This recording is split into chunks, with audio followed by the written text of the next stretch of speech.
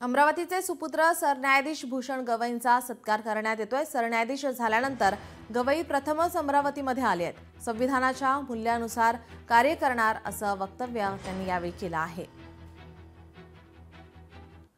मी वकील झालो किंवा आज न्यायाधीश आहे, त्याच्यामुळे तो निर्णय होता, तो त्यांचा निर्णय होता। सुरुवातीला तर मी वकील बनू इच्छित नव्हतो। माझी इच्छा आर्किटेक्ट व्हायची होती, पण त्यांच्या आग्रहामुळे मगाशी सुनील मी सांगितलं त्यांना वकील व्हायचं होतं, परंतु यावेळेला त्यांच्या LLBच्या परीक्षेच्या वेळेला ते जेलमध्ये होते, भूमिहीन सत्याग्रहामध्ये, आणि परीक्षेला बसू शकले नाही।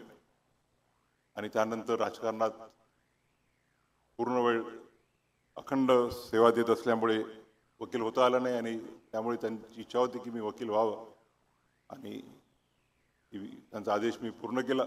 भारताच्या राज्यघटनेअंतर्गत केलेले कायदे यानुसार मी माझं कार्य करण्याचा प्रयत्न करेल। लोकशाही मराठी ऐका, पहा, जागरूक रहा।